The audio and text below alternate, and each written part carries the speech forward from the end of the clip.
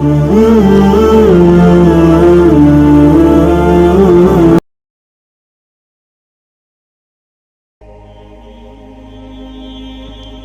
আবু হুরায়রা রাদিয়াল্লাহু তাআলা আনহু থেকে বর্ণিত, আল্লাহ রাসূল সাল্লাল্লাহু আলাইহি ওয়াসাল্লাম বলেছেন, অদূর ভবিষ্যতে ফোরাত সোনার ভাণ্ডার উন্মুক্ত করে দেবে। সে সময়ে যে ওখানে উপস্থিত থাকবে সে যেন তার থেকে কিছুই গ্রহণ না করে। নবীজি সাল্লাল্লাহু আলাইহি ওয়াসাল্লাম ধন সম্পদকে এই উম্মতের জন্য ফিতনা সাব্যস্ত করেছেন। তিনি বলেন, প্রত্যেক জাতির জন্য একটি করে ফিতনা আছে, আমার উম্মতের ফিতনা হলো সম্পদ। ফিতনা থেকে দূরে থাকাই ফিতনা থেকে আত্মরক্ষার উপায়। সেজন্য নবীজি সাল্লাল্লাহু আলাইহি ওয়াসাল্লাম তার উম্মতকে এই সম্পদ থেকে দূরে থাকার নির্দেশ প্রদান করেছেন। এই হাদিসে সেই লোকদের জন্য মূল্যবান উপদেশ রয়েছে যারা আল্লাহর বিধিবিধানকে ভুলে গিয়ে সম্পদের স্তূপ জমানোর তালে ব্যস্ত রয়েছে।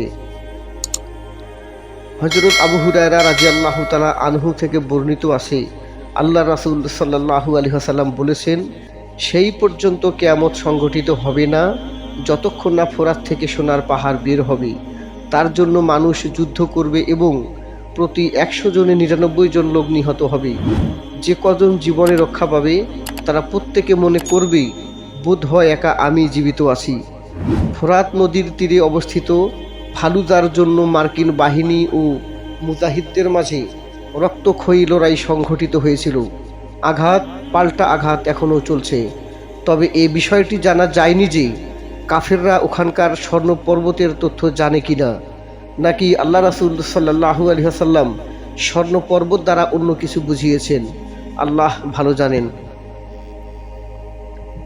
হযরত সাওবান রাদিয়াল্লাহু তাআলা আনহু থেকে বর্ণিত, আল্লাহ রাসূল সাল্লাল্লাহু আলাইহি ওয়াসাল্লাম বলেছেন, তোমাদের ধনভাণ্ডারের কাছে 3 ব্যক্তি যুদ্ধ করবে, তাদের সব কজনই হবে খলিফা তনয়, কিন্তু শেষ পর্যন্ত ধনভাণ্ডার তাদের একজনেরও হস্তগত হবে না।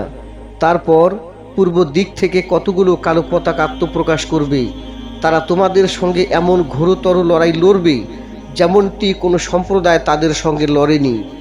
বর্ণনাকারী বলেন, তারপর নবীজি সাল্লাল্লাহু আলাইহি ওয়াসাল্লাম আরও একটি বিষয় উল্লেখ করে বললেন, তারপর আল্লাহর খলিফা মাহাদির আবির্ভাব ঘটবে, তোমরা যখনই তাকে দেখবে তার হাতে বায়আত নেবে। যদি এর জন্য তোমাদেরকে বরফের উপর হামাগুড়ি খেয়ে যেতে হয় তবুও যাবে। সে হবে আল্লাহর খলিফা মাহাদি। এই ধনভাণ্ডার দ্বারা উদ্দেশ্য হয় ফোরাতের উক্ত ধনভাণ্ডার, নতুবা সেই ধনভাণ্ডার যেটি কাবায় সমাধিস্থ আছে, যাকে হযরত মাহাদি উত্তোলন করবেন। এখানে 2টি পক্ষ আগে থেকে উক্ত ধনভাণ্ডারের জন্য যুদ্ধরত থাকবে। পরে পূর্ব দিক থেকে কালো পতাকাওয়ালারা আসবে, তারা ইসলামের অনুসন্ধানে আসবে। এই বিষয়টি নিয়ে ইনশাল্লাহ পরে আলোচনা করা হবে। হযরত আবু যায়িরা বর্ণনা বলেন, হযরত আব্দুল্লাহ ইবনে মাসউদ রাদিয়াল্লাহু তাআলা আনহু এর নিকট দাজ্জালের আলোচনা উত্থাপিত হলে তিনি বললেন, তার আবির্ভাবের সময় মানুষ 3 দলে বিভক্ত হয়ে পড়বে। একদল তার অনুগামী হয়ে যাবে, একদল অভিভাবকের ভূমিকা নিয়ে পরিজনের সঙ্গে ঘরে বসে থাকবে, একদল এই ফোরাতের তীরে এসে শক্ত পায়ে দাঁড়িয়ে যাবে। দাজ্জাল তাদের সঙ্গে যুদ্ধ করবে আর তারা দাজ্জালের সঙ্গে যুদ্ধ করবে। এমনকি তারা শামের পশ্চিমাঞ্চলে লড়াই করবে। তারা একটি সেনা ইউনিট প্রেরণ করবে যাদের মাঝে চিত্রা বা ডোরা বর্ণের ঘোড়া থাকবে। এরা ওখানে যুদ্ধ করবে। ফল এই দাঁড়াবে যে এদের একজনও ফিরে আসবে না। আগামী পর্বে ফোরাত নদী ও তার বর্তমান পরিস্থিতি নিয়ে আলোচনা করা হবে ইনশাআল্লাহ। ভিডিওটি ভালো লাগলে একটি লাইক এবং চ্যানেলটি অবশ্যই সাবস্ক্রাইব করে দিবেন। আসসালামু আলাইকুম ওয়া রাহমাতুল্লাহি ওয়া বারাকাতুহু।